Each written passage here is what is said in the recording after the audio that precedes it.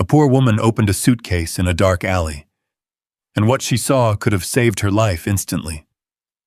On a cold, rainy night in Chicago, a poor black woman opened a suitcase abandoned behind a luxury hotel, and inside was $300,000 in cash.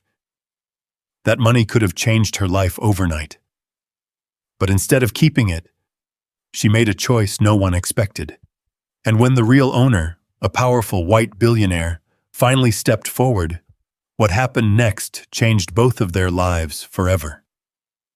Rain fell in thin, steady lines, turning the neon glow of downtown Chicago into a blurred watercolor of red and blue reflections across the pavement. It was past midnight, the kind of hour when the city felt half asleep but never fully at rest. Traffic still hummed in the distance, tires slicing through wet streets, while the wind carried the faint smell of grease, rain, and something colder, something empty. Monica Hayes pulled her coat tighter around her shoulders as she stepped out the back door of the community kitchen. The metal door clanged shut behind her, echoing through the narrow alley like a warning. She stood still for a moment, letting the drizzle hit her face, letting the cool air settle into her lungs after hours of heat and steam inside. Her shift had run long. It always did. At 32, Monica had learned not to complain. You worked, you helped, you kept moving. That was how you survived, and more importantly, how you stayed human in a world that sometimes forgot you were. She adjusted the strap of her worn canvas bag and started down the alley, boots splashing lightly through shallow puddles. The alley stretched behind one of the most expensive hotels in the city, the Regent Crown, a towering glass structure that seemed to glow even in the rain, its upper floors disappearing into the mist. Monica had passed this alley 100 times. Tonight, something was different. Halfway down, near a row of industrial dumpsters, something caught her eye, a shape that didn't belong. She slowed. At first, she thought it was just another piece of trash someone had tossed out. Maybe a broken suitcase, maybe abandoned luggage. But as she stepped closer, her breath hitched. It wasn't broken. It was pristine. A deep brown leather suitcase, polished, expensive, sitting almost deliberately beside the dumpster, like it had been placed there, not thrown away. Monica glanced over her shoulder. The alley was empty, just the hum of distant traffic and the steady whisper of rain. Someone's going to come back for that, she murmured to herself. Still, something about it pulled at her. She stepped closer, her boots scraping softly against wet concrete. The suitcase was larger than it first looked, heavy, even just from the way it sat against the ground. One of the clasps wasn't fully shut. Monica hesitated. She shouldn't touch it. She knew that. But then again, what if someone had lost it? What if there was an ID inside? She crouched slowly, her fingers hovering above the leather handle. Just look for a name, she whispered, more to convince herself than anything else. Her hand closed around the handle, cold, smooth, real. She swallowed and gently pulled the suitcase away from the dumpster, turning it so she could see the front. The loose clasp gave a soft click as it shifted. Her heart started to beat faster. This ain't your business, Monica. But she was already opening it. Just a crack. Just enough to peek inside. The moment the lid lifted, the world seemed to go quiet. Stacks, neat, thick stacks of cash, hundreds, bound in bands, row after row after row. For a second, Monica didn't breathe. The rain kept falling. The city kept moving. But inside her chest, everything stopped. No. No way. Her fingers trembled as she opened it a little wider. It wasn't a mistake. It wasn't a trick. Money. Real money. More than she had ever seen in her life, outside of movies or television. Her mind raced. How much was that? 50,000? 100? No. More. Way more. Her throat went dry. 300,000, maybe. Maybe more. Her eyes stung suddenly, not from the rain, but from something deeper. Something dangerous. Images flashed through her mind. Bills stacked on her kitchen table. The overdue notices she kept folded in a drawer so she wouldn't have to look at them. The nights she skipped meals so she could stretch groceries. The exhaustion. The constant weight. This could change everything. The thought came uninvited. Fast, sharp, real. She could close the suitcase. Walk away. No one saw her. No one knew. The alley was empty. She could just take it. Her fingers tightened on the edge of the lid. Just one decision.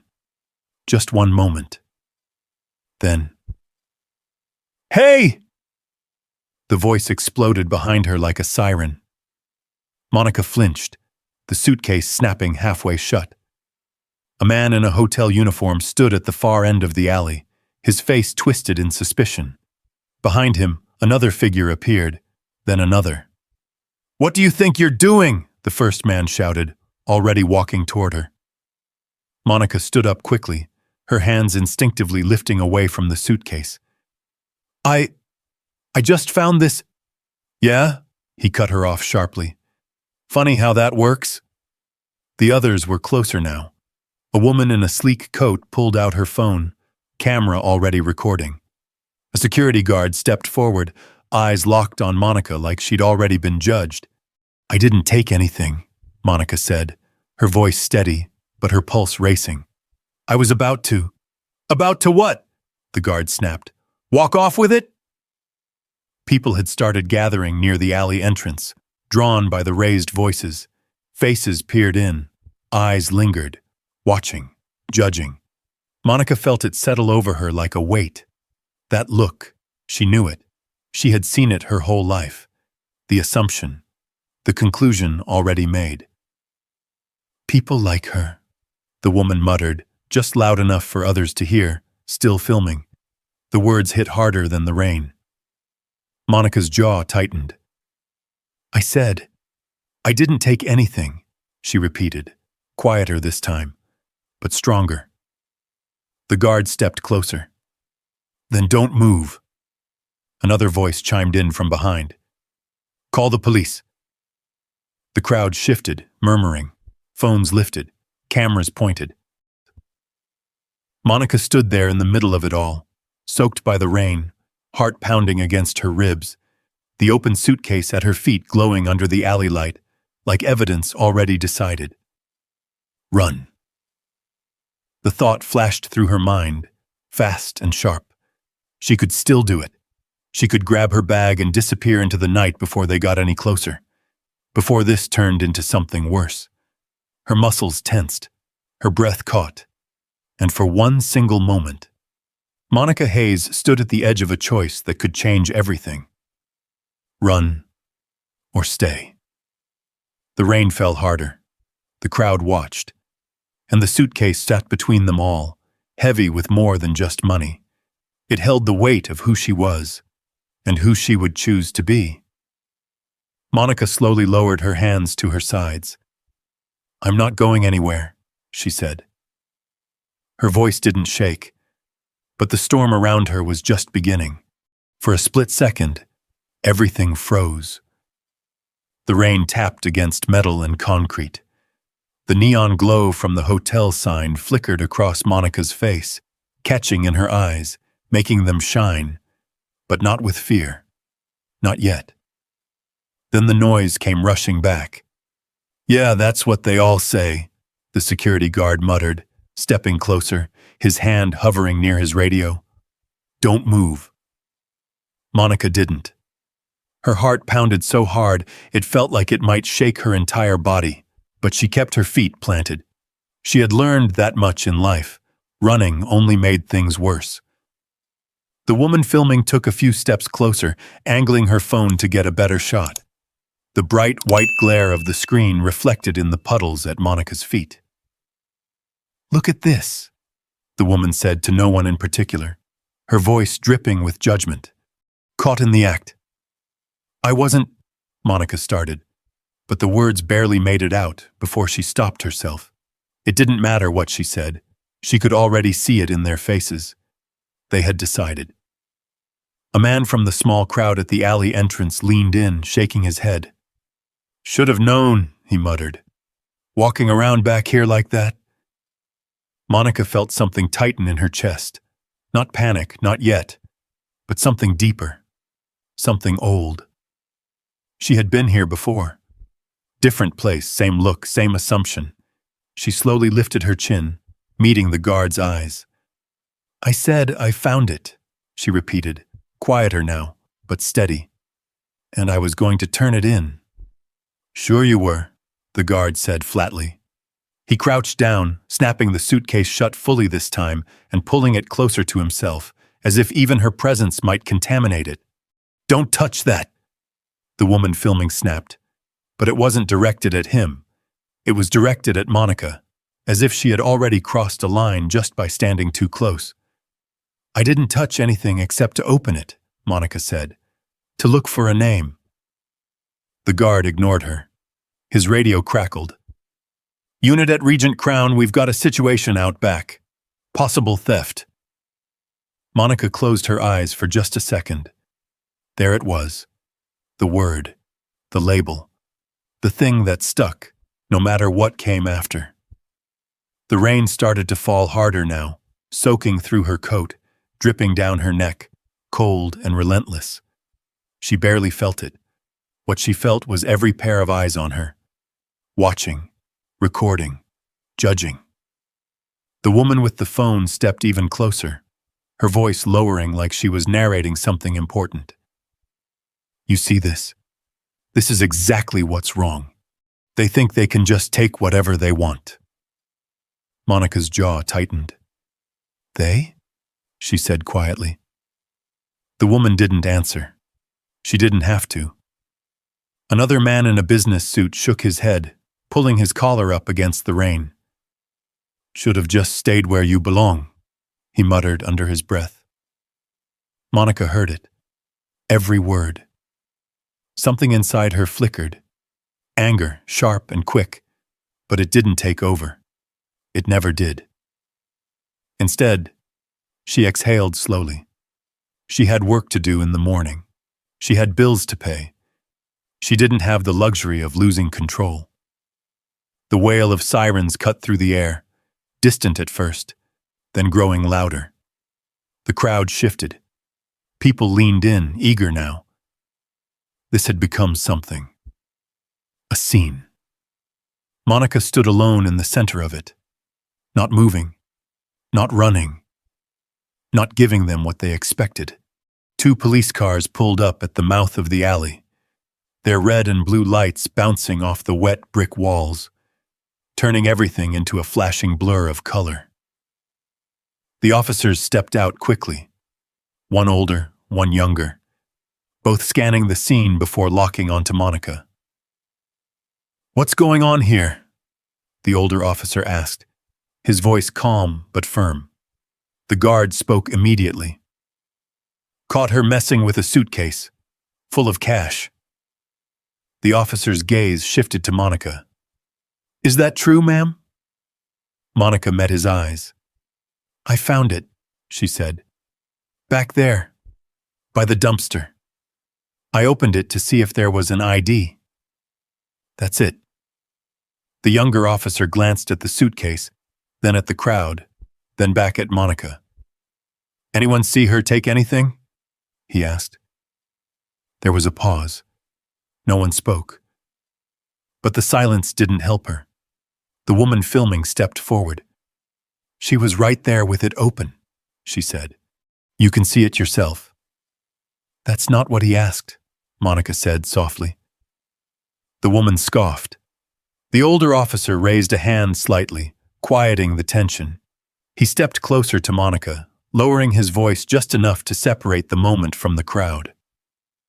"Ma'am," he said, I need you to come with us so we can sort this out. Monica nodded once. I understand. The guard smirked slightly, like the outcome had already been written. The younger officer picked up the suitcase carefully, his eyes widening just a fraction at the weight of it. That's a lot of money, he muttered. The older officer glanced at Monica again. You didn't take anything? No, she said. Not a second of hesitation. Something in her voice made him pause, but only for a moment. All right, he said. Let's go. As they began to walk her toward the patrol car, the crowd parted just enough to let them pass, but not enough to stop watching. Phones followed her. Eyes followed her. Judgment followed her.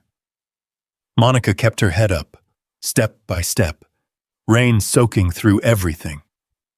She caught her reflection briefly in the dark window of a parked car. Tired eyes, wet hair, a woman who looked exactly like what they thought she was. But she knew better. She knew who she was. The back door of the patrol car opened with a dull click. She paused for half a second before getting in. Not because she was afraid, but because she understood what this moment meant. Once you were seen like this, it stayed with you. The door shut behind her. The sirens didn't turn on this time. No urgency, no rush. Just a quiet drive through the city, lights passing in streaks across the glass. Monica stared straight ahead, hands resting in her lap, still and controlled. Outside, Chicago moved on like nothing had happened. Inside, everything had changed. And somewhere in the city, someone was about to realize that Suitcase was missing. And when they did, this wasn't over. Not even close. The police station smelled like old coffee, paper, and something faintly metallic that never quite went away. Fluorescent lights buzzed overhead, casting a pale, unforgiving glow over everything. Over the desks, the scuffed floor, and over Monica Hayes as she sat quietly in a hard plastic chair. Her coat was still damp. Drops of rain clung to the edges of her sleeves, slowly darkening the fabric beneath. No one had offered her anything to dry off. No one had offered her anything at all. Across the room, the suitcase sat on a metal table under brighter light. Open now, fully exposed. Stacks of cash, neatly arranged. It didn't look real. The younger officer, the one who had carried it in, stood nearby, arms crossed, staring at it like he couldn't quite believe it either. That's, 300 grand? He murmured. Closer to it than not, the older officer replied, flipping open a notepad. His tone was calm, practiced. Maybe more once we count it. Monica didn't look at the money. She kept her gaze low, fixed somewhere between her hands and the floor.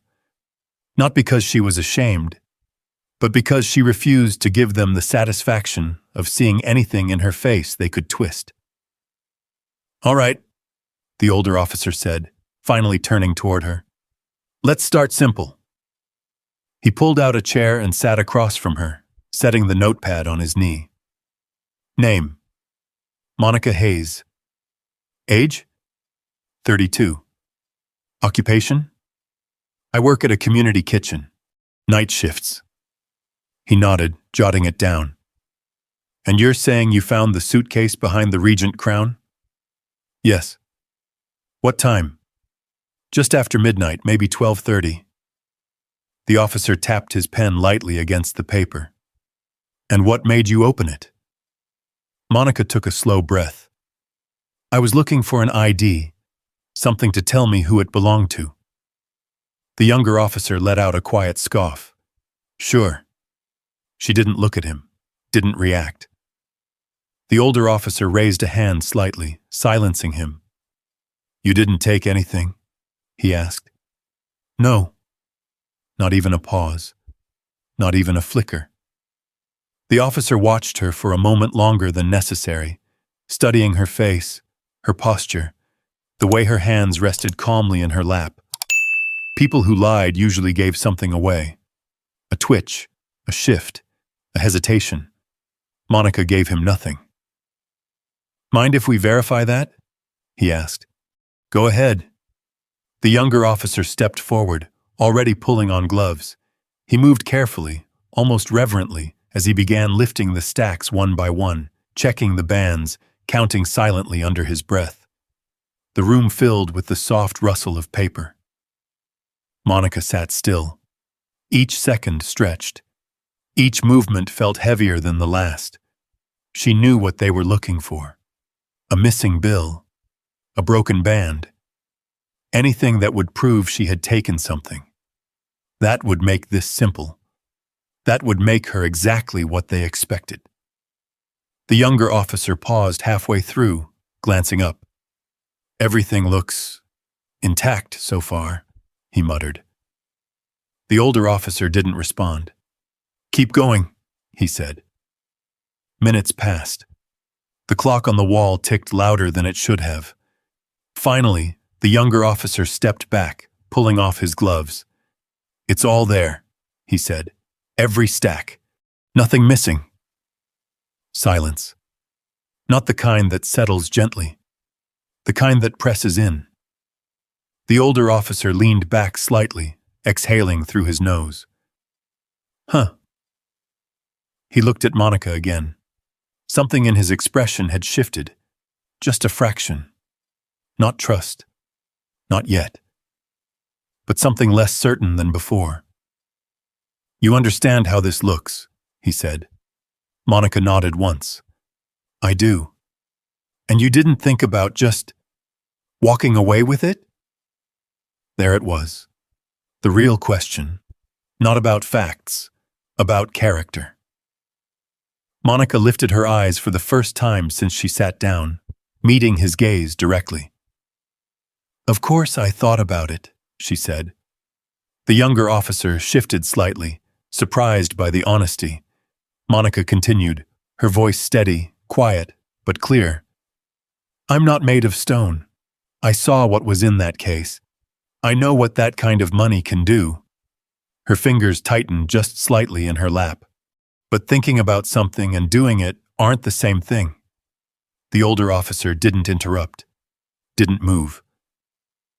"Why not?" he asked. Monica's eyes softened, but not with weakness, with memory. "My mother used to say something," she said. "She said, 'You can lose your job, your house, your health, but the moment you lose yourself, you don't get that back.'" Her voice didn't rise, didn't break. It stayed exactly where it was, grounded, certain. "She told me never to take what isn't mine, not even when it feels like the only way out." The younger officer looked away, shifting his weight. The older officer watched her closely. "And that's enough?" he asked. "For me?" Monica said. She nodded. "It has to be." The room fell quiet again. This time it felt different, less sharp, more complicated. The older officer closed his notepad slowly. "All right," he said. "We're going to log this, contact the hotel, and try to find the owner." He stood up, but his eyes lingered on her for a moment. "You'll need to stay here until we sort that out." Monica nodded. "I understand." He turned and walked away, speaking quietly to the younger officer. Monica let out a breath she didn't realize she'd been holding. Her shoulders eased, just slightly, but the tension didn't leave, not completely. Across the room, the suitcase sat open, silent, heavy with everything it represented. A way out. A temptation. A test she hadn't failed. And yet, she wasn't free. Not yet. From somewhere deeper in the station, a phone rang. A voice answered. Low, urgent. Monica didn't catch the words. But she felt the shift, felt the air change. The older officer returned a minute later, his expression tighter now. Owner's been notified, he said. The younger officer raised an eyebrow. That fast? Yeah, the older one replied. Apparently, it's a big deal. Monica's gaze drifted toward the suitcase again. Big deal. Of course it was. $300,000 didn't just belong to anyone. The officer hesitated, then added quietly, He's on his way. Monica looked up. Who is? The officer didn't answer right away. He glanced toward the door, then back at her. You'll find out soon enough. Outside, somewhere beyond the walls of the station, the city kept moving. But inside, everything was about to change. And when that door opened, nothing would be the same again. The sound wasn't loud, just a quiet click. But in that moment, it cut through the entire room. Every head turned, every voice stopped. Even the buzzing fluorescent lights seemed to fade into the background as the station door slowly swung open, letting in a draft of cold night air and the faint echo of the city outside. A man stepped in. Tall, controlled, precise. He didn't rush, didn't hesitate. His dark overcoat was still dotted with rain, but it sat perfectly on his shoulders like it had been tailored for the moment. Beneath it, a charcoal suit, sharp, expensive, effortless. The kind of clothing that didn't ask for attention, but commanded it anyway. Ethan Caldwell. Monica didn't know his name yet, but everyone else did. The younger officer straightened almost instantly, his posture snapping into place. The older officer's expression shifted, subtle, but unmistakable. Recognition, respect, and something else. Caution. Mr. Caldwell, the older officer said, stepping forward. Thank you for coming down. Ethan didn't respond right away. His eyes had already moved past him. They landed on the table, on the suitcase, open, exposed, untouched. For a moment, he said nothing. Then he walked forward, each step measured, quiet, deliberate. The sound of his shoes against the tile floor echoed softly. Monica watched him from where she sat.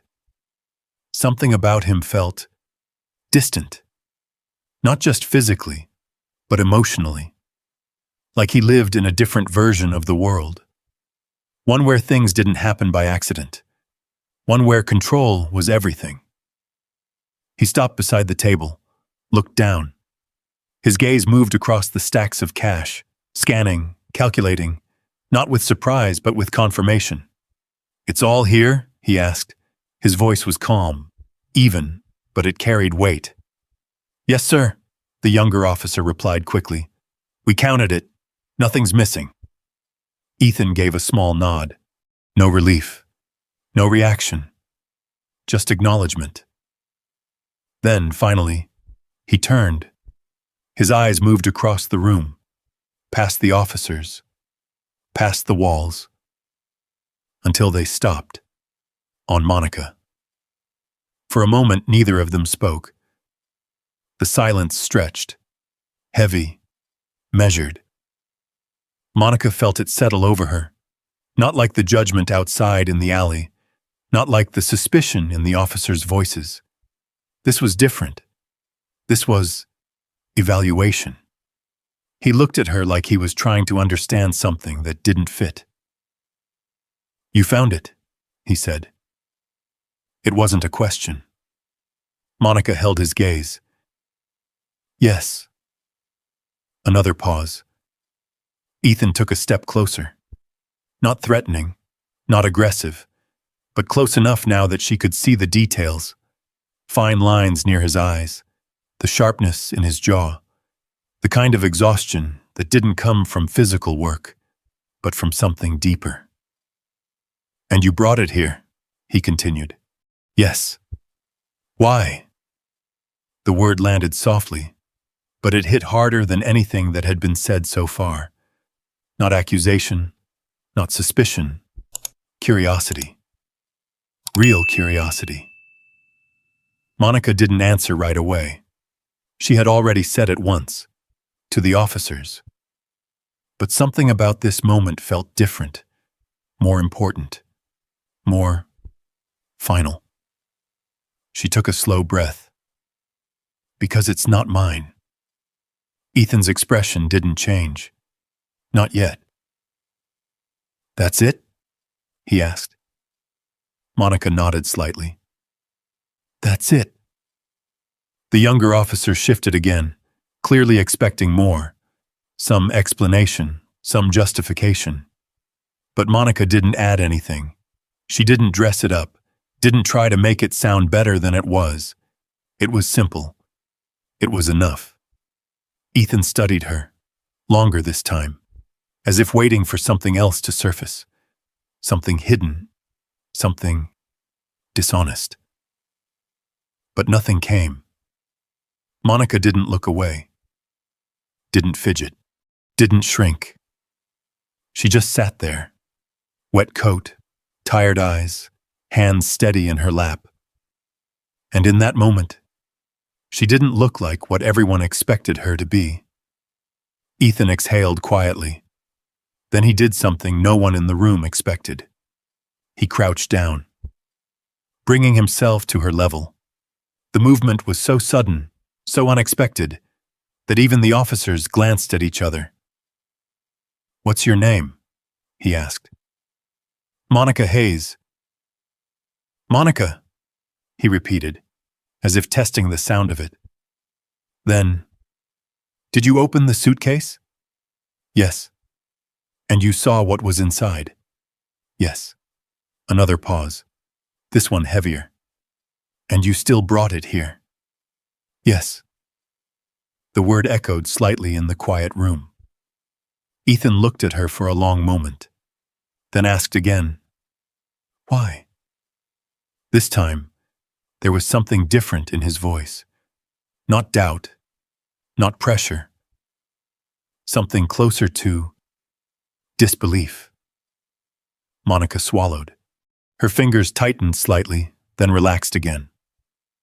"My mother used to say something," she said. The words came slower this time, more deliberate. She said, "You can lose everything in life and still rebuild. But if you lose who you are, you don't come back from that." Ethan didn't move, didn't interrupt. Monica's voice stayed steady. "I don't have much," she continued. "But I have that. And I'm not giving it up. Not for anything." The room went still, completely still. The younger officer stopped shifting. The older officer stopped writing. Even the air seemed to hold its breath. Ethan's eyes didn't leave her face. Something in them changed. Subtle, but undeniable. A crack in something carefully built. He stood up slowly, turned away, walked a few steps toward the table. For a second, it looked like he might say something, but he didn't. Instead, he placed one hand lightly on the edge of the suitcase, closed it. The click echoed. Final. Then he spoke, without turning back. "To answer your question," he said quietly, his voice directed toward the officers. "No charges." The younger officer blinked. "Sir?" Ethan turned slightly now, his gaze moving between them. "She didn't steal anything." The older officer nodded slowly. "Yes, sir. Understood." The tension in the room shifted again. Not gone, but redirected. Monica let out a breath she hadn't realized she was holding. Her shoulders lowered, just a fraction. But before the relief could settle, Ethan spoke again. "However," the word cut through the air like a blade. Everyone froze.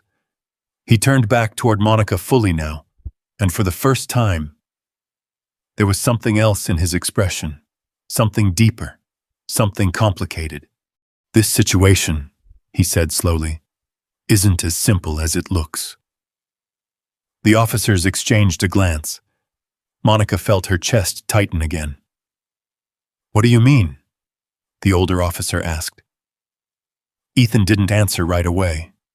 His gaze shifted briefly to the suitcase, then back to Monica, then to the room, as if weighing what to say, as if deciding how much to reveal. Finally, "That suitcase," he said, "was never supposed to be found by anyone outside my company." The silence that followed was heavier than anything before. The younger officer frowned.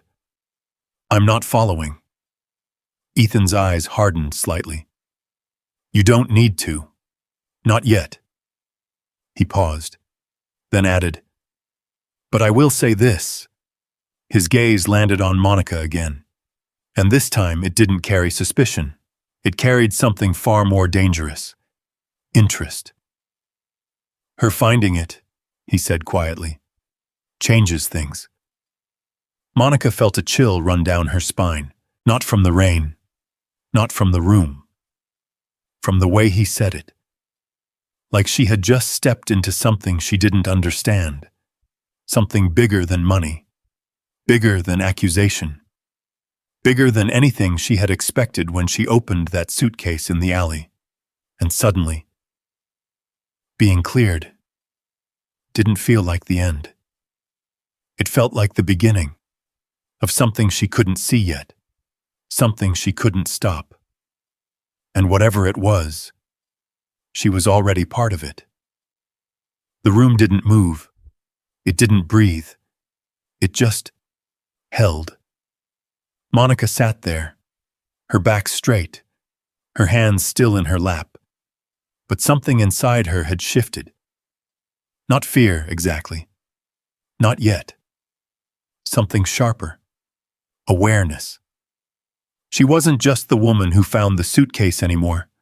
She was now involved in something she didn't understand. Ethan Caldwell turned slightly, pacing once along the edge of the room like a man thinking 3 steps ahead of everyone else. The officers watched him carefully. They weren't in charge anymore. Not really. "What do you mean it wasn't supposed to be found?" the older officer asked, his tone respectful, but firm enough to demand clarity. Ethan stopped, looked at the suitcase again, then back at Monica. "You said you found it behind the Regent Crown," he said. "Yes."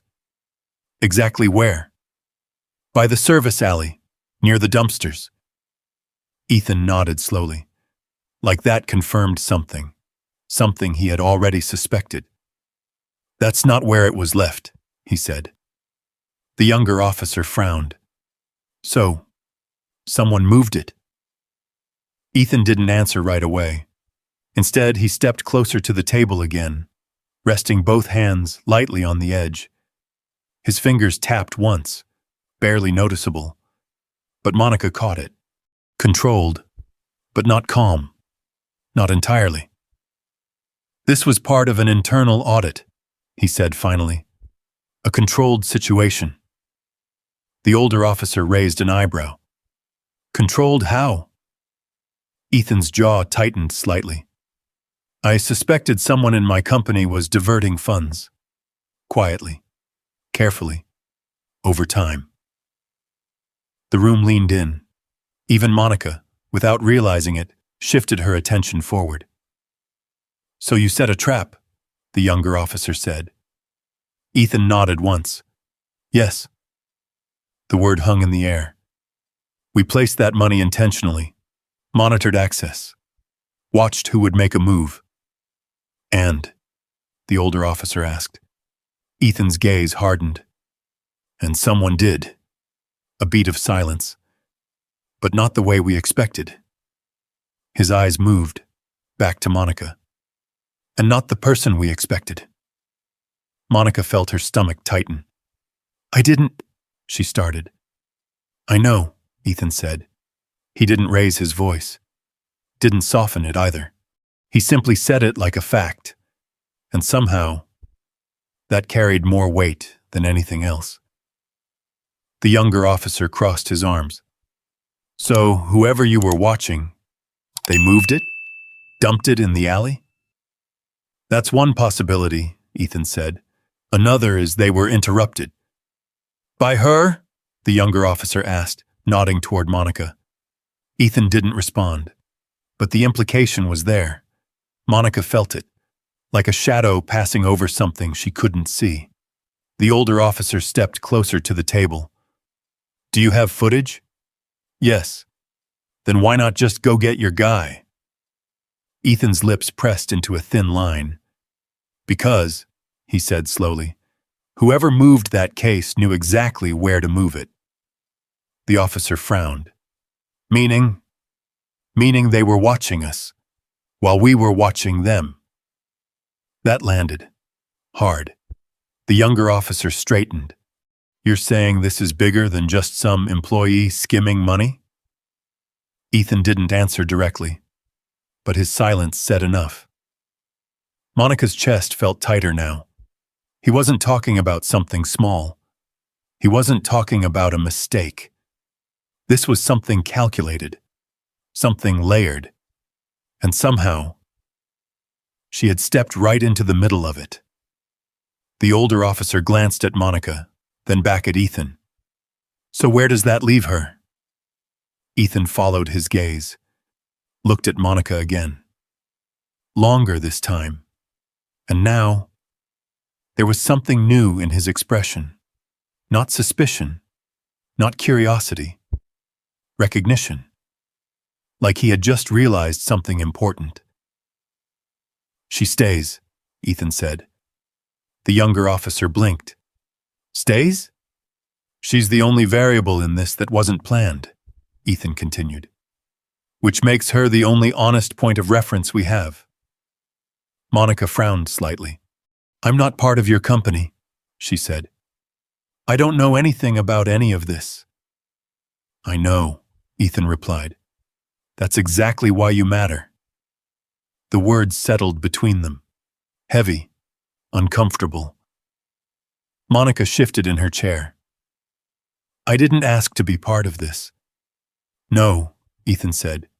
You didn't. A pause, then. But you are. The room went quiet again. Not tense this time. Just inevitable. Monica looked down at her hands for a second, then back up. What does that mean for me? Ethan didn't answer right away. He studied her, like he was weighing something. Not her guilt, her strength, her limits. What she could handle. What she didn't even know she was capable of. Finally, it means, he said carefully, that what happens next might depend on you. Monica let out a short breath, almost a laugh, but there was no humor in it. I work at a soup kitchen, she said. I barely make rent some months. I'm not whatever you think I am. Ethan's expression didn't change. I don't think you're anything, he said. Not yet. That landed harder than anything else, not because it was cruel, but because it was honest. Monica felt it in her chest, that space between what people assumed and what she actually was. The older officer cleared his throat. All right, let's slow this down. She found the suitcase. She brought it in. That's it. He looked at Monica. You did the right thing. It was the first time anyone had said that out loud. Simple. Direct. Real. Monica nodded slightly. Thank you. But the moment didn't last, because Ethan spoke again. I want to know something, he said. His voice wasn't directed at the officers this time. It was for her. If you knew what that money could do for you, he said slowly, what it could change, why didn't you take it? The room stilled again. This question was different, deeper, more personal. Monica held his gaze, didn't look away. Because I have to wake up tomorrow, she said. Ethan didn't move. And I have to live with myself when I do. Her voice didn't rise, didn't break. It just existed. Clear, unshaken. I've seen what happens when people cross that line, she continued. Maybe they get away with it. Maybe they don't. But either way, something in them changes. A pause. I'm not giving that up. Silence. Not the heavy kind. Not the tense kind. Something else, something quiet. Ethan looked at her like he hadn't expected that answer, like it didn't fit into the way he understood the world. Then, very slightly, he nodded. Once, the kind of nod that meant something had just shifted. Inside him. Inside the room.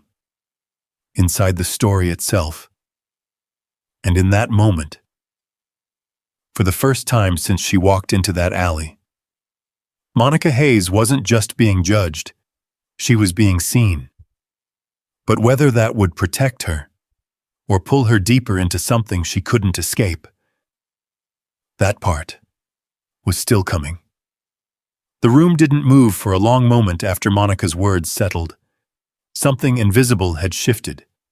Not loud, not dramatic, but real. Ethan Caldwell stood there, hands still resting lightly on the table, eyes fixed on the closed suitcase. But he wasn't looking at the money anymore. He was thinking, calculating, reconstructing something in his mind. Then suddenly, he turned. "Pull the footage," he said.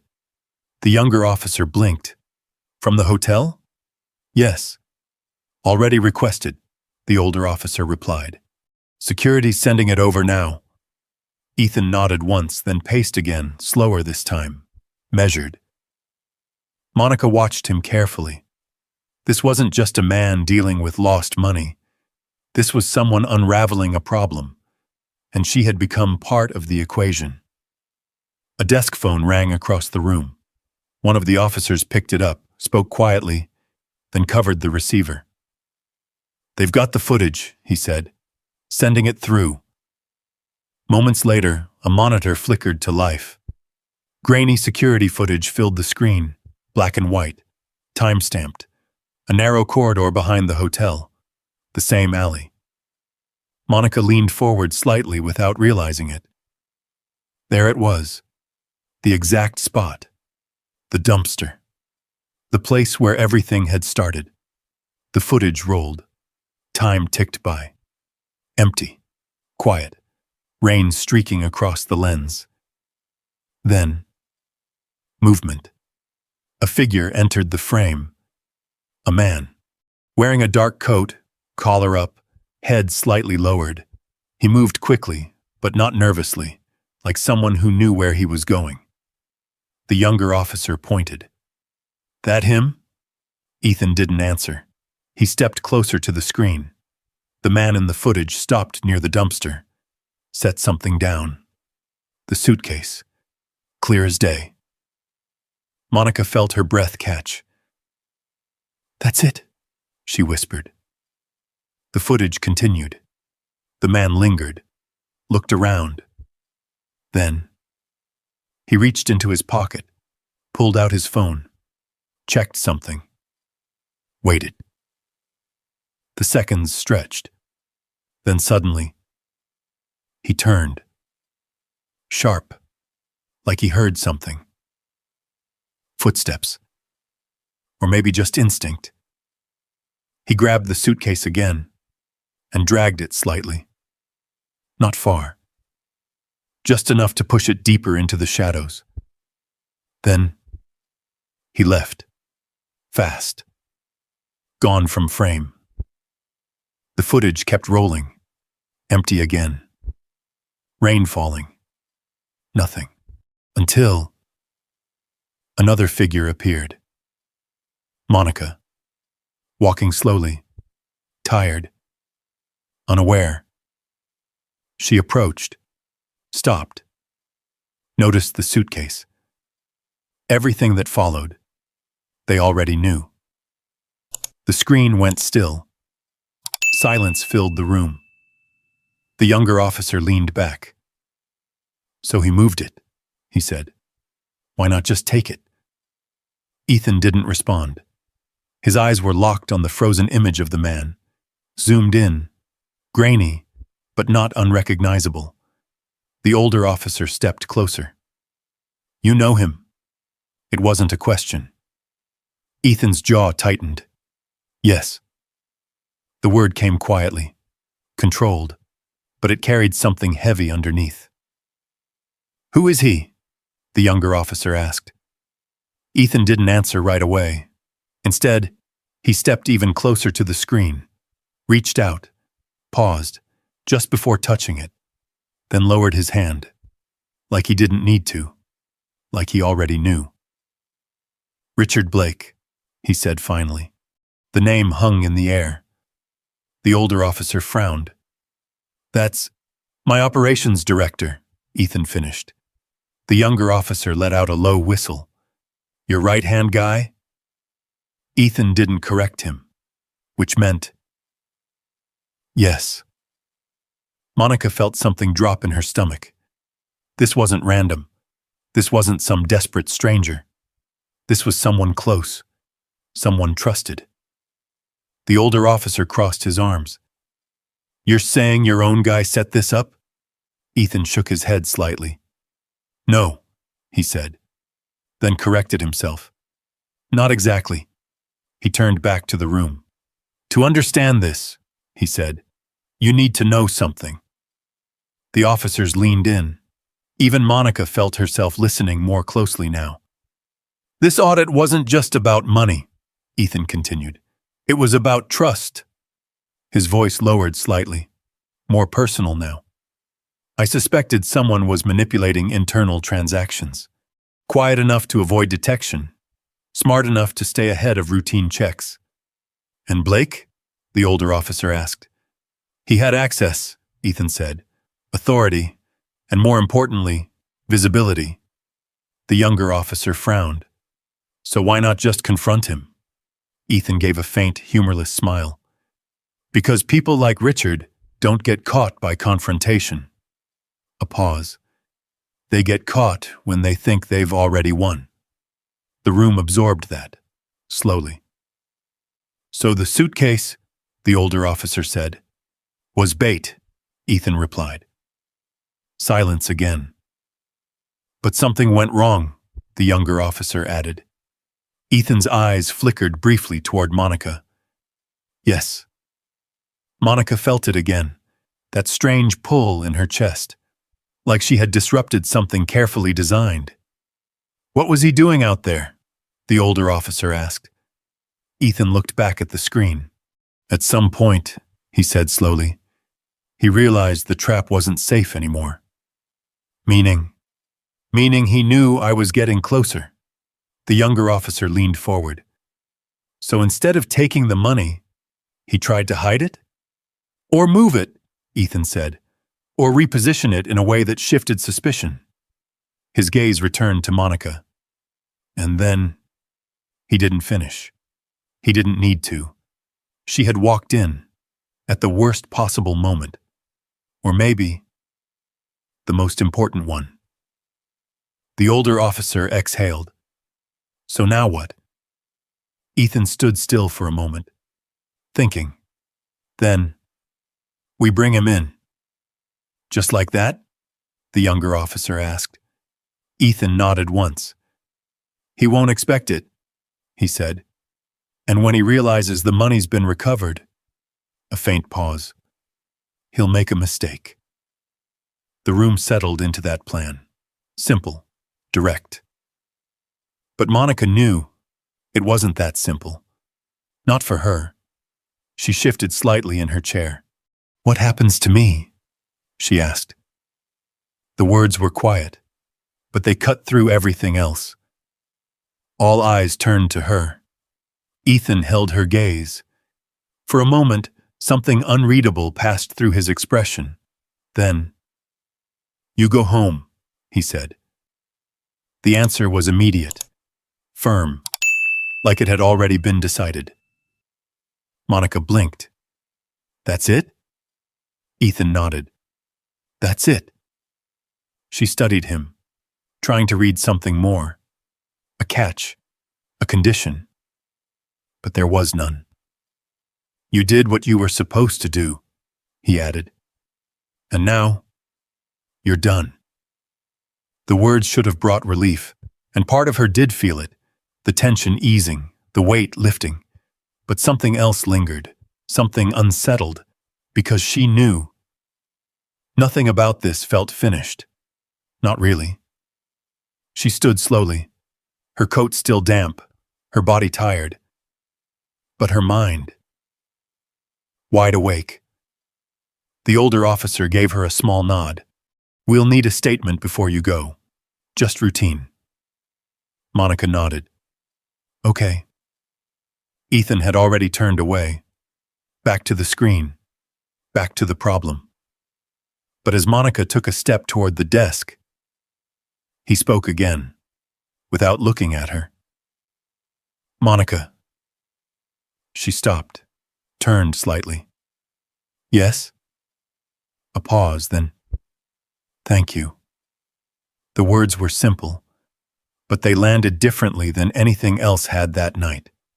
No judgment, no suspicion, just acknowledgement.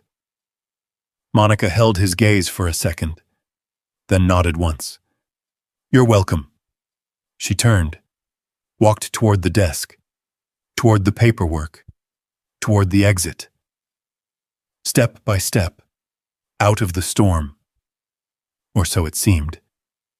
Because behind her, the screen still showed Richard Blake, frozen, mid-motion, caught, and whatever came next for him was going to ripple outward, into places no one had planned, into lives no one had expected, including hers, even if she didn't know it yet.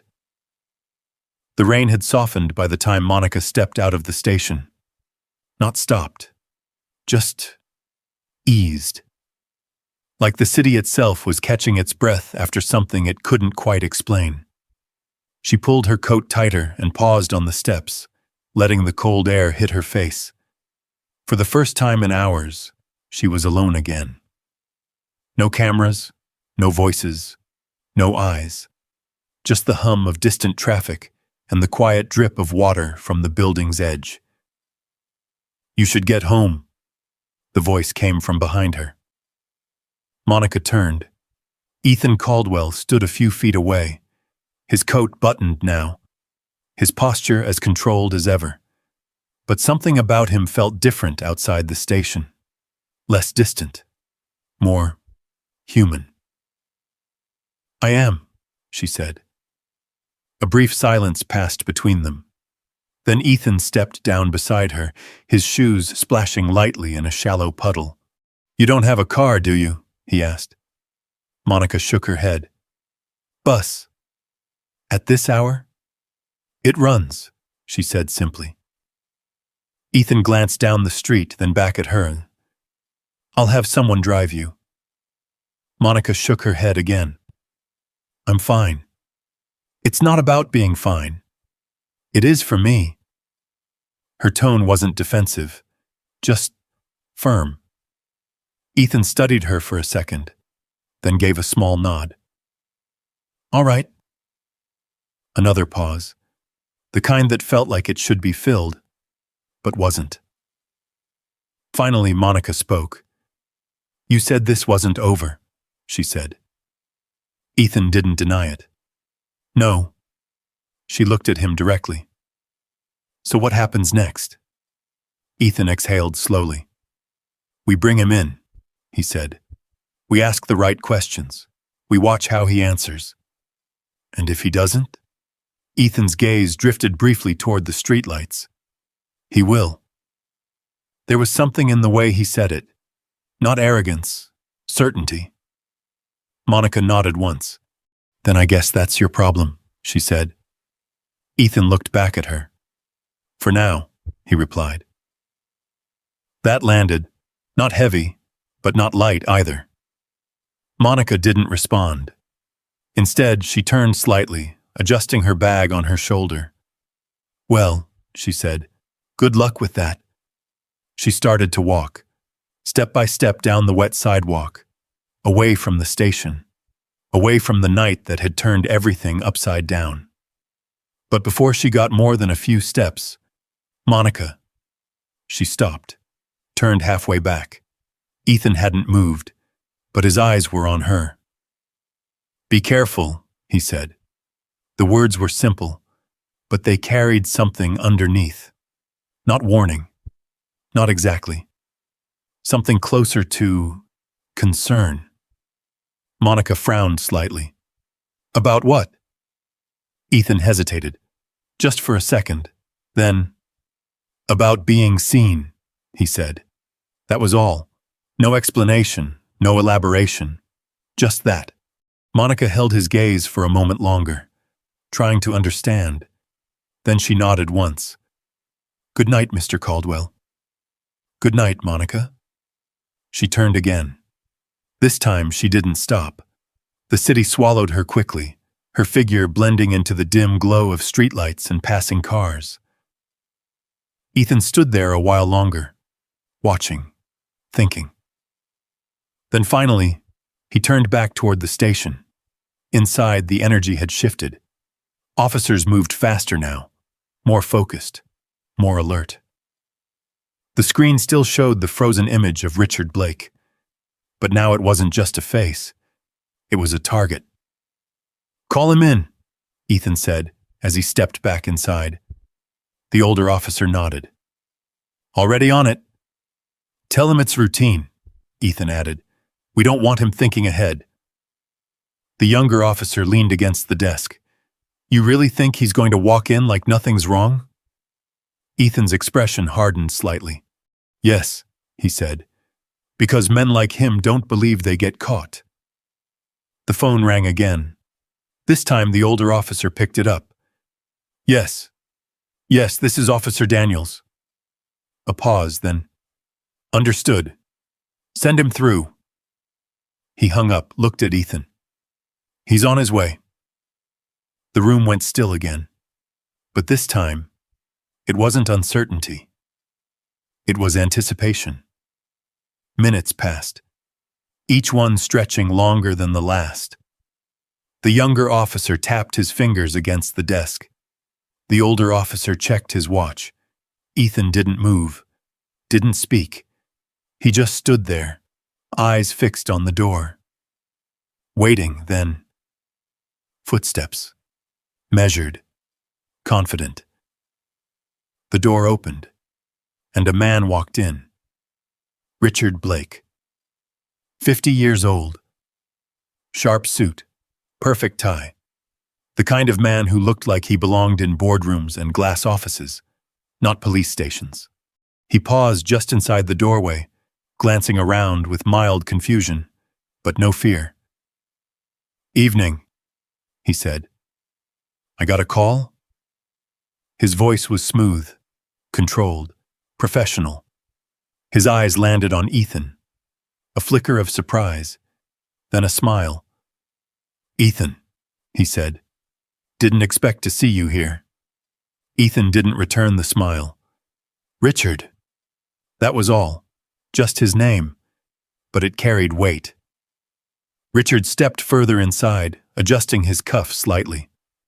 "What's going on?" he asked. "This about the audit?" The older officer gestured toward the table. "We found something." Richard followed the gesture.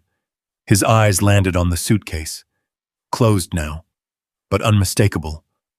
For the first time, something cracked, just a fraction. His smile faltered. His eyes narrowed. Then, recovered. Fast. Too fast. "Well," he said lightly, "that's a relief. I was starting to think it was gone for good." Ethan watched him carefully. Every movement, every breath. "You didn't think to report it missing?" he asked.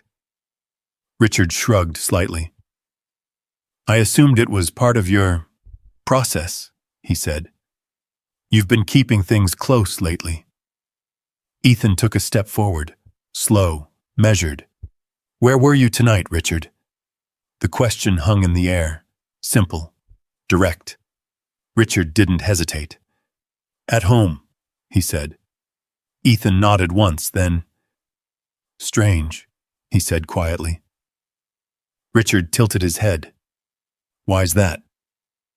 Ethan didn't answer immediately. Instead, he walked over to the monitor, pressed a button. The footage came back to life. Grainy, black and white. The alley, the movement, the man. Richard's smile disappeared. This time, it didn't come back. The room held its breath, and for the first time since he walked in, Richard Blake didn't look like a man in control. He looked like a man who had just realized the game was over. And somewhere out in the city, Monica Hayes was walking home, thinking it was behind her, not knowing. The moment she opened that suitcase, she had changed everything, and the consequences were only just beginning. Monica didn't notice it at first, the way people looked at her. Not the same way they had in the alley. Not the same way they had outside the station. Different. Quieter. But heavier. By the time she reached the bus stop, the rain had turned into a thin mist, clinging to her coat like a second skin. The streetlight above flickered, casting uneven shadows across the cracked pavement. She sat down slowly, placing her bag beside her. For a moment, everything felt normal, too normal. Then a car passed, slow, too slow. Its headlights washed over her face, lingered just a second too long, then moved on. Monica frowned. Maybe it was nothing. Chicago at night always had eyes. She told herself that. Still, she pulled her coat tighter. The bus arrived with a hiss, brakes echoing through the empty street. The doors opened and warm air spilled out, carrying the faint smell of worn fabric and diesel. She stepped on. The driver, a middle-aged man with tired eyes, glanced at her, then looked again. Recognition. Not from memory, from something else. "You're that woman," he said quietly. Monica froze. "Excuse me?" "The video," he said, nodding slightly. "They were talking about it on the radio." Her stomach dropped. "Yeah," he added, softer now. "They said you tried to turn it in." "Tried. Not did. Tried." Monica gave a small nod. "I did," she said. The driver studied her for a moment. Then, unexpectedly, he reached into his pocket and waved her forward. "Go ahead," he said. "No fare tonight." Monica hesitated. "I can pay." "I know," he replied. "That ain't the point." Their eyes met for a second, and in that moment, something shifted. Not everything, but something. Monica nodded once. "Thank you." She walked down the aisle, the bus nearly empty.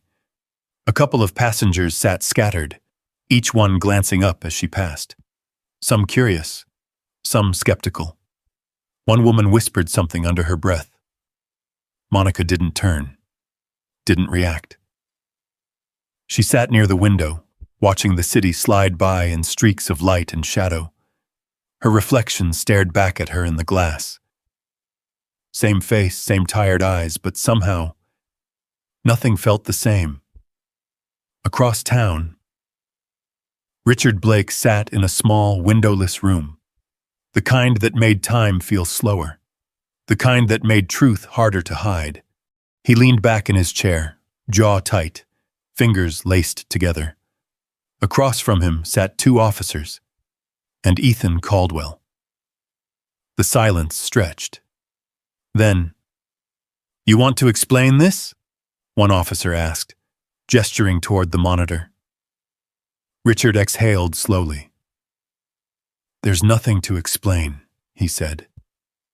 The footage played again. The alley, the shadow, the hesitation, the reach. Richard didn't look at it. I was checking security, he added. At midnight? The officer pressed. Richard shrugged slightly.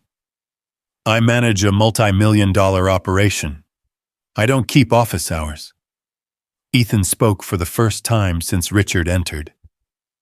You were watching the case, he said calmly. Not a question, a statement. Richard finally looked at him. And if I was? Ethan stepped closer. Then you knew exactly what it was, he said, and exactly what it meant. Richard's expression hardened.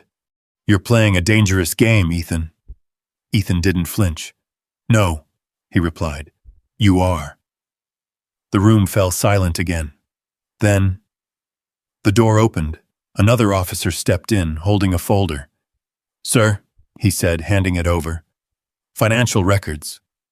Ethan took it, opened it, flipped through the pages. His eyes scanned quickly, then slowed, then stopped. He looked up, straight at Richard. Care to explain these transfers? He asked. Richard didn't answer, didn't even look at the folder. That was the moment, the shift. Subtle, but undeniable. Ethan closed the folder slowly. All right, he said. Then he stepped back. Let's do this properly. Richard's jaw tightened, but he said nothing. Back on the bus. Monica's stop approached. She stood, gripping the pole as the bus slowed. The doors opened again. Cold air rushed in. She stepped off, the quiet of her neighborhood wrapping around her like a blanket. South Side. Familiar. Worn. Real. The kind of place where people minded their own business, until they didn't.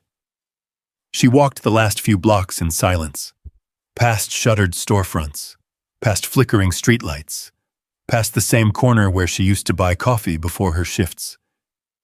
Everything looked the same, but it didn't feel the same. Not anymore. When she reached her building, she paused. Something felt off. The hallway light was on. It shouldn't have been. Her heart picked up, slow, steady. She pushed the door open carefully. The hallway stretched ahead, dim, quiet, but not empty. At the far end, a figure stood, waiting. Monica's breath caught. Hello, Monica. The voice was calm, too familiar. She took a slow step forward. The light flickered once, and when it steadied, she saw his face, and in that moment, she understood something she hadn't before. This wasn't over, not even close. And whatever came next was going to reach far deeper into her life than she ever expected. Monica didn't move. The hallway felt smaller than it ever had before. The air thick, like something unseen had settled into the walls. The flickering light above buzzed faintly, casting shadows that stretched and shrank across the worn floor. Hello, Monica. The man stepped forward just enough for his face to come into focus. Ethan Caldwell. But not the same Ethan she had seen in the station. Gone was the distance in his eyes, the controlled detachment. This version of him looked different, more present, more human, and somehow more dangerous. Monica's fingers tightened around the strap of her bag. What are you doing here? She asked. Her voice stayed steady, but her heart did not. Ethan didn't answer right away. He glanced down the hallway, as if measuring the space, then back at her. I needed to speak with you, he said. Couldn't do that at the station? I could have. A pause. But I didn't. That answer didn't sit right. Monica took another step forward, stopping halfway between the door and where he stood. You followed me. It wasn't a question. Ethan nodded once. I did. The honesty of it should have been reassuring. It wasn't. Monica crossed her arms, creating space between them. That's not normal. No, he agreed. It isn't. Silence stretched again. Outside, a car passed, its headlights slipping briefly through the narrow hallway window, illuminating them both in a harsh, fleeting glow. Then darkness again. Monica exhaled slowly. Say what you came to say. Ethan studied her for a moment. Not like before. Not like someone evaluating. Like someone trying to understand. You didn't take the money, he said. You already know that. That's not what I'm saying. Monica frowned. Then what are you saying? Ethan took a step closer, but not too close. I'm saying most people wouldn't have even thought twice. Monica's jaw tightened. Maybe you don't know the right people. Ethan shook his head. No, he said quietly. I know exactly the kind of people I've built my life around. That landed heavier than expected. Monica looked away for a second, then back. So what is this? She asked. You here to thank me? Ethan's expression shifted. Partly. Then you've done that. Another pause. But that's not why I stayed.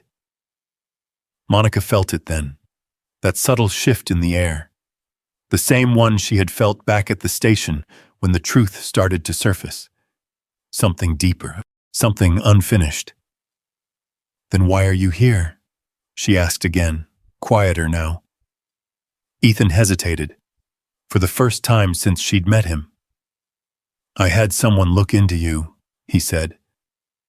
Monica's eyes sharpened. You what? I needed to understand. That's not your right. I know. But you did it anyway. Yes.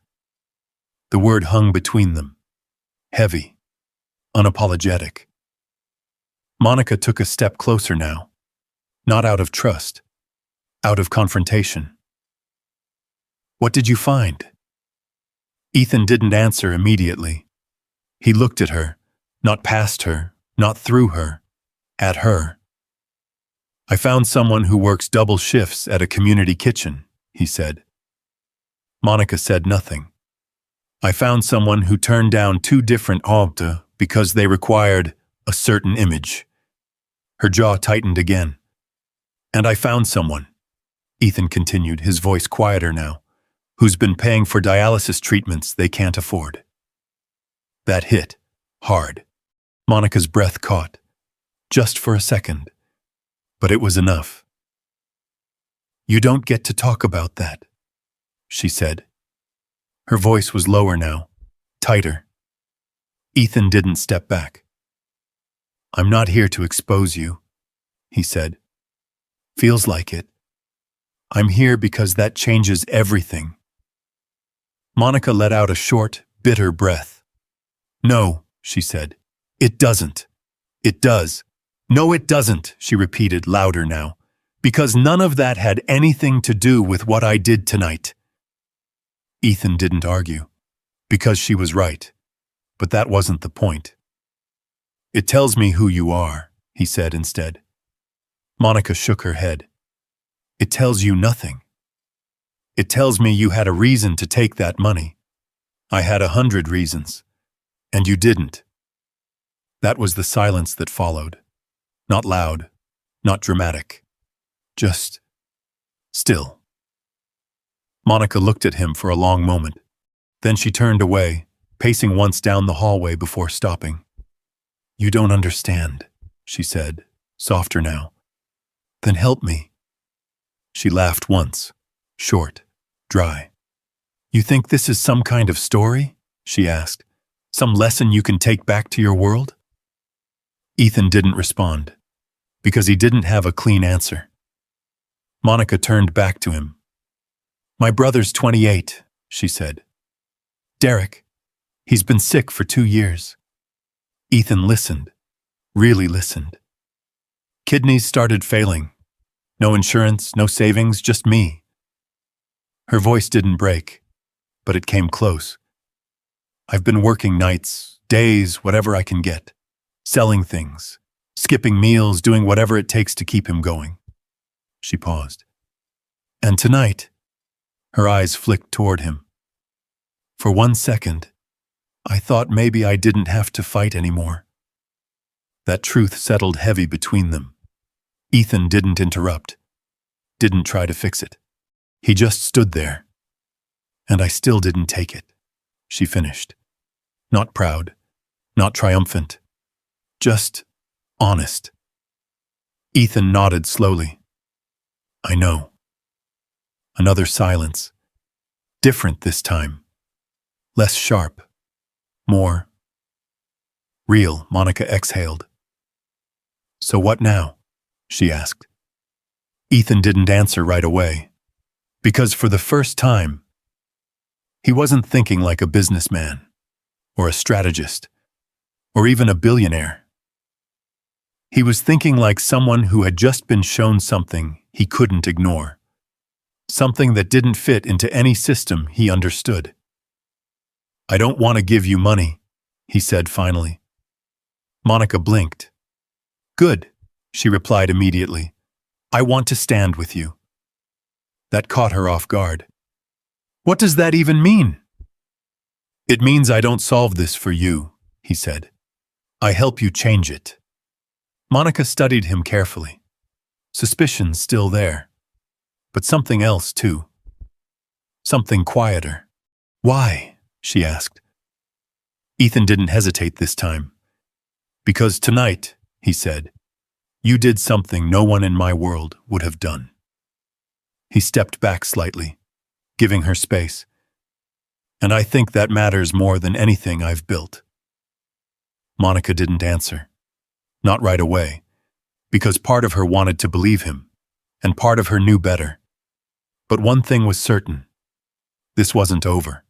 Not even close. Because whatever this was, it wasn't just about money anymore. It was about something deeper, something that had already begun to change both of them, and neither of them fully understood it yet. The hallway felt quieter now, not because the world outside had changed, but because something inside it had. Monica leaned back against the wall, arms still crossed, but not as tightly as before. The tension in her shoulders had eased just a fraction. Ethan noticed. He noticed everything now. Not like before, when people were just numbers, roles, outcomes. Now, it was different. Real, messy, uncomfortable, honest. "You don't trust me," he said. Monica let out a quiet breath. "That would be smart, wouldn't it?" Ethan nodded. "Yes." That answer caught her off guard again. No defense, no ego, just agreement. Monica studied him carefully. "You're not used to hearing no, are you?" she asked. A faint smile touched his face. "Not often." "Well," she said, pushing off the wall, "get used to it." She walked past him toward her apartment door, keys already in hand. Ethan didn't follow, didn't push. He just stood there. Because this wasn't about control. "Monica," she paused, didn't turn around. "I'm not asking you to trust me tonight," he said. Silence. "I'm asking you to give me a chance to prove something." Monica closed her eyes briefly, then opened them, still facing the door. "Prove what?" she asked. "That I'm not here to fix you." That made her turn. Slowly. "Then what are you here to do?" Ethan took a step closer, but kept his distance. "I'm here because what you did exposed something broken," he said. "Not in you, in everything around you." Monica's expression hardened again. You think I didn't know that already? I think you've been surviving it, he said. Another pause. But you shouldn't have to. Monica let out a quiet, tired laugh. That's not how the world works. No, Ethan said, but it's how it could. She shook her head. You talk like that because you've never had to choose between doing the right thing and keeping someone alive. That landed. Ethan didn't deny it, because he couldn't. You're right, he said. Monica's eyes narrowed slightly. She wasn't expecting that. But I can choose what I do now, he continued. And what's that? Ethan reached into his coat. Monica tensed instantly. He noticed and stopped halfway. Then slowly, deliberately, he pulled out a folded piece of paper. Nothing threatening. Nothing sudden.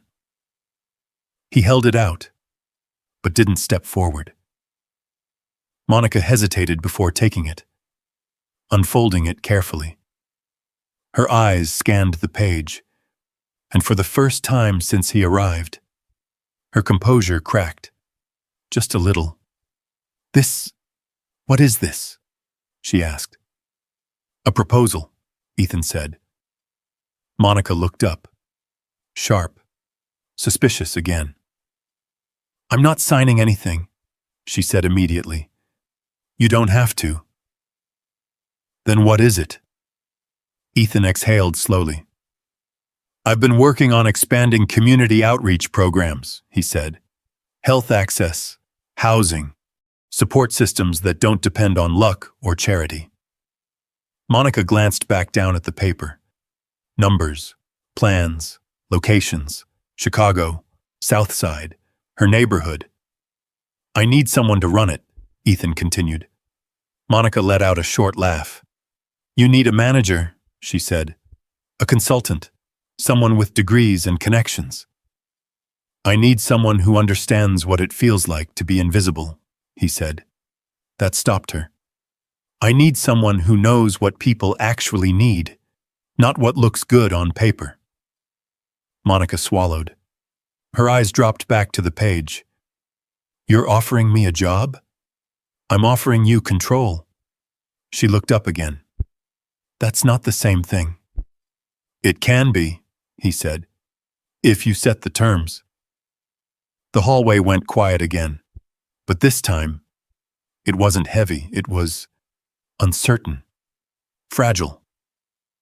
Monica folded the paper slowly, handed it back. I don't take handouts. Ethan didn't take it right away. This isn't one.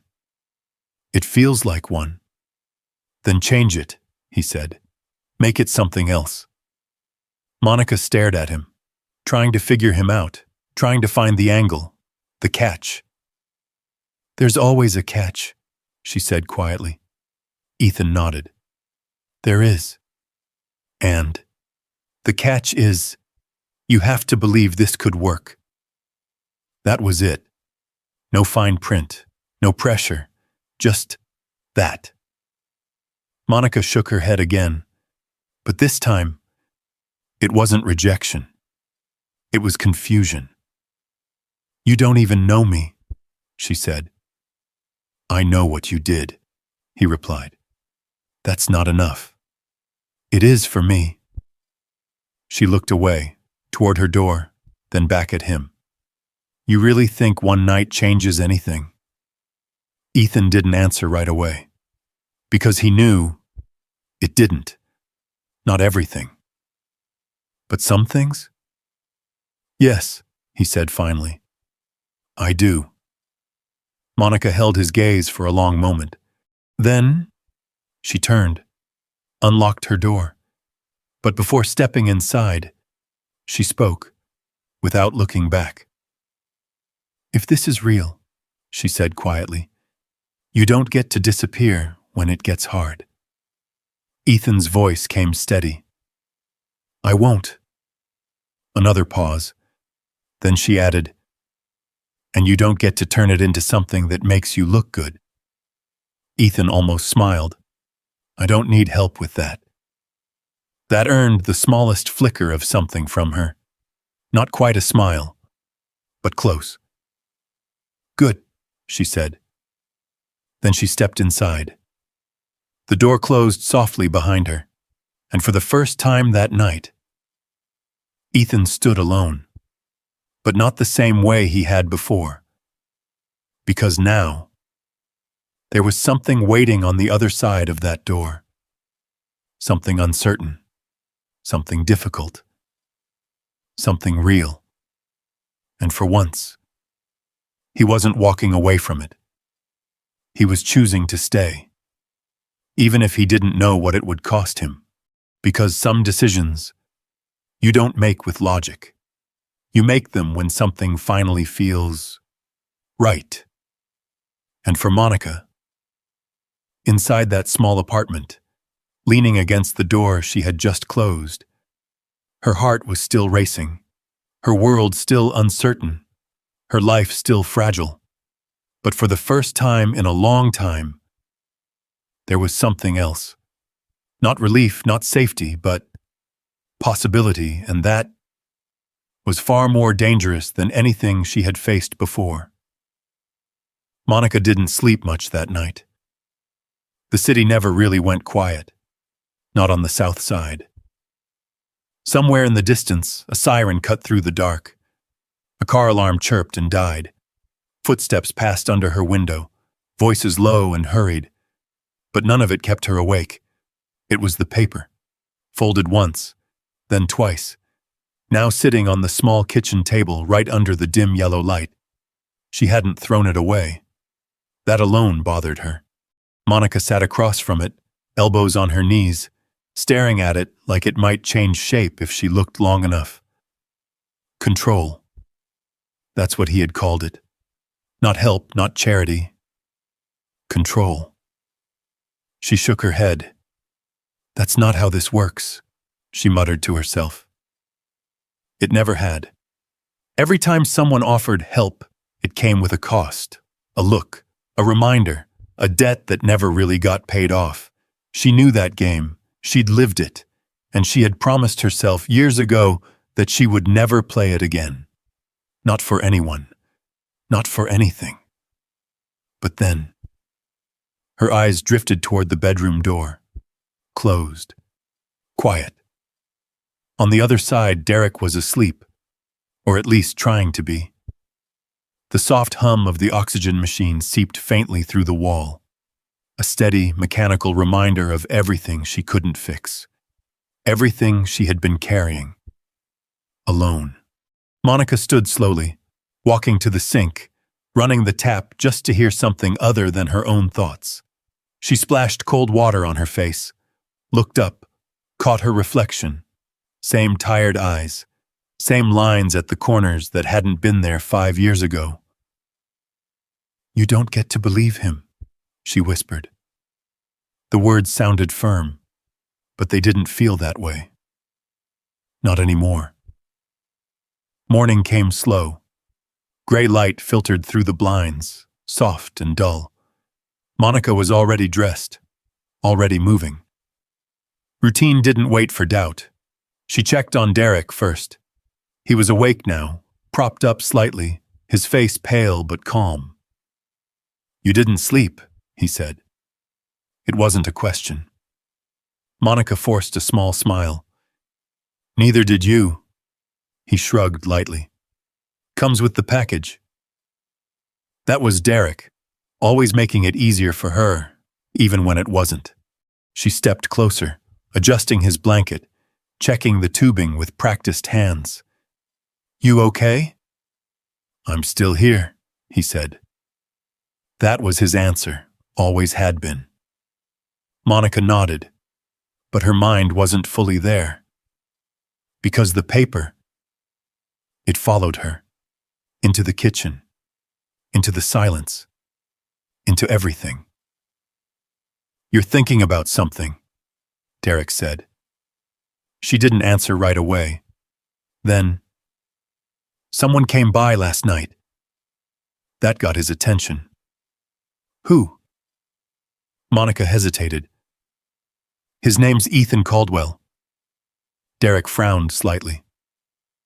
That sounds familiar. It should. She reached into her bag, pulled out her phone, showed him the headline that had started circulating overnight. A blurry image, a crowd, a woman holding a suitcase, the caption already twisting the story into something else. Derek read it slowly, then looked up. That was you? Monica nodded. Silence filled the room. Heavy, processing. That's a lot of money, Derek said quietly. Yeah. And you didn't take it. It wasn't admiration in his voice. It was something else. Something deeper. Monica sat down across from him. I couldn't. Derek studied her. Longer this time. You wanted to. She didn't lie. For a second. That was enough. He nodded slowly, then leaned back against the pillow. You did the right thing. Monica looked down at her hands. Doesn't feel like it. Derek gave a small, tired smile. That's how you know it probably was. Another silence. Then, what did he want? Derek asked. Monica hesitated. Then she stood, walked to the table, picked up the folded paper, brought it back, handed it to him. Derek unfolded it carefully. His eyes moved across the page. Slow, focused, then faster, then back again, reading it twice. By the time he looked up, everything in his expression had changed. Monica, don't, she said quickly. Don't do that. Do what? That look. What look? The one that says this is the answer. Derek held the paper in his hands. It could be. No, she said firmly. It's not that simple. It never is, he agreed. But that doesn't mean it's wrong. Monica stood again, pacing now, energy building, frustration, fear. You don't know him, she said. People like him. They don't just show up for no reason. Maybe he has one. Yeah, she shot back. And it probably benefits him. Derek didn't argue. He just watched her. Because he knew this wasn't really about Ethan. It was about everything that came before him. Every broken promise. Every closed door. Every moment someone made her feel small for needing help. You've been carrying this alone for a long time, he said gently. Monica stopped pacing, turned to him. I don't have a choice. Maybe you do. She shook her head. No. Maybe you do now. The room went quiet again. Different this time. Not tense, just open. Monica looked at him. Really looked. At how thin he'd gotten. At how tired his eyes were even when he smiled. At how much time had already passed. You think I should trust him, she said. Derek shook his head. No. That surprised her. I think, he continued, you should trust yourself. That landed deeper than anything else. Because that was something she understood. Something she had built, piece by piece, over years. Then what do I do? She asked quietly. Derek folded the paper carefully, handed it back. You find out if he means what he says. Monica took it, held it in her hands again. This time, it felt different. Not lighter, not easier, but clearer. Outside. A car pulled up. Slow, deliberate. Monica glanced toward the window, then back at Derek. He gave a small nod. That him? She didn't answer. Because she already knew. And as she walked toward the door, paper still in her hand, her heart wasn't racing the way it had the night before. It was steady, focused, Because whatever came next, this time, she wasn't reacting. She was choosing. And that changed everything. Monica opened the door slowly. The morning air slipped inside, cool and sharp, carrying the distant hum of traffic and the faint smell of rain-soaked pavement. Outside, parked along the curb, was a black car that didn't belong on this street. Clean, polished, out of place. Ethan stood beside it, hands in his coat pockets, watching the building. Not impatient, not demanding. Waiting. When their eyes met, he didn't speak right away. Neither did she. For a moment, the world narrowed down to that space between them. Everything that had happened. Everything that could happen next. Monica stepped outside, closing the door gently behind her. "You came back," she said. Ethan nodded. "I said I would." She studied him, looking for something. A crack, a weakness, a reason not to believe. But all she found was consistency. She held up the folded paper. "I read it again." "And?" Monica took a breath. "I don't trust you." Ethan nodded once. "That's fair. But I'm not walking away from this either." That changed something in his expression. Not relief, not victory, just recognition. Monica stepped closer now, close enough to see the details she had missed before. The faint lines under his eyes, the tension in his jaw, the weight he carried, different from hers, but real. "You don't get to run this," she said. "I don't want to. You don't get to put your name on it and call it charity. I won't. You don't get to leave when it gets complicated. I won't," he repeated. Her gaze held his, long, searching. Then she nodded, once. "That's the only reason I'm saying yes."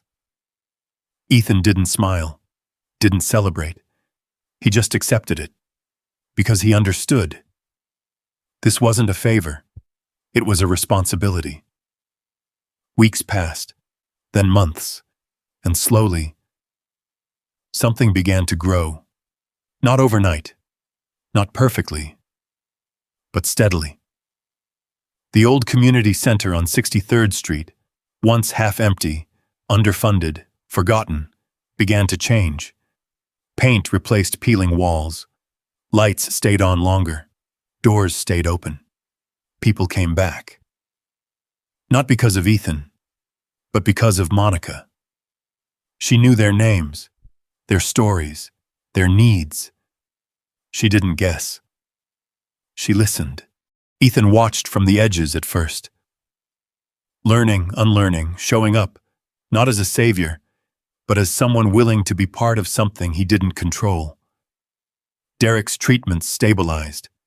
Not easy, not painless, but hopeful, and for the first time in years.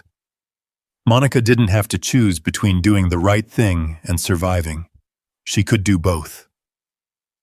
1 year later, the building stood different, stronger, alive. A new sign hung above the entrance. Simple, clean. Hayes Foundation. Monica stood just outside the doors, hands resting lightly at her sides. The street buzzed with quiet energy, neighbors passing by, voices rising and falling, the steady rhythm of a place that had found its footing again. Behind her, inside the center, people moved freely, talking, working, living. She heard footsteps approach, familiar ones. "You built something real," Ethan said. She didn't turn right away. "I didn't build it alone." "No," he agreed. "You didn't." She glanced at him then. He looked different too, not because of what he wore or where he stood, but because of how he stood there, less guarded, more present. "You were right," he added. About what? That night, he said. It wasn't about the money. Monica's lips curved slightly. No, she said. It never was. Across the street, a woman stood holding her phone, hesitating, recognizing. The same woman who had filmed her that night. The same one who had whispered, "People like her." Now. She crossed the street slowly, uncertain, careful. Monica watched her approach. No anger, no resentment. Just awareness. "Hi," the woman said, voice quieter now. I didn't realize." She trailed off, words failing her. Monica held her gaze. "You do now," she said simply. The woman nodded, ashamed. "I heard about this place, Jim," she added. "I was wondering if you needed volunteers." There it was. The shift. Not perfect, not complete, but real. Monica stepped aside, gesturing toward the open doors. "We always need people willing to show up." The woman hesitated, then walked inside. Ethan watched the exchange, then looked back at Monica.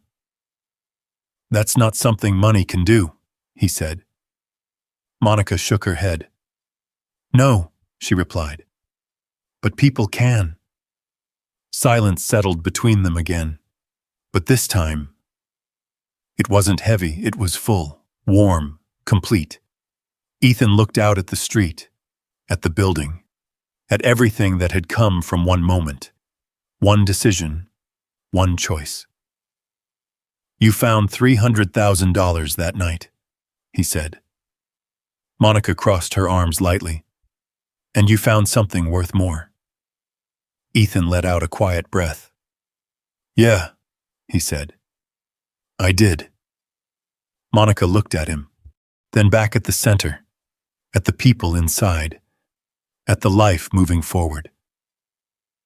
"I didn't lose anything that night," she said. Her voice was steady, certain. "I just found out what was already mine." Ethan nodded. Because now, he understood. The money had never been the treasure. It had never been the answer.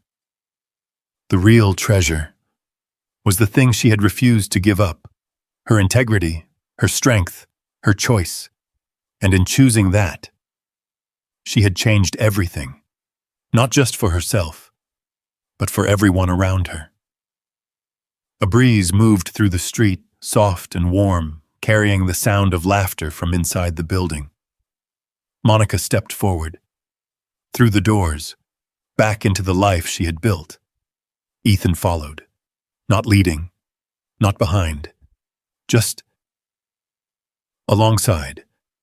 And for the first time in a long time, that was exactly where he belonged. Because some stories don't end with money. They end with something far more valuable, something you can't count, can't hold. But you can feel. And when you do, you realize it was never about what was lost. It was always about what was found. And what they found was something that would last far beyond that night in the alley, far beyond the suitcase, far beyond the moment everything changed. They found something real, something lasting, something worth choosing every single day. When Monica stood in front of the Hayes Foundation and opened those doors, not for herself, but for everyone who had ever been overlooked, that was the moment the story truly came full circle.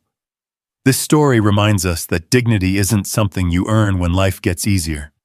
It's something you hold on to when everything is hardest. And sometimes, one moment of choosing what's right over what's easy can rewrite an entire future. So today, think about one small decision in your life, just one, where you can choose integrity over convenience, just like Monica did. Because you don't need a perfect life to make a powerful choice. You just need the courage to make it. If this story touched you, comment 1 below and tell me, have you ever made a choice that changed everything, even when no one was watching? Stay with me, because the next story might just hit even closer to home.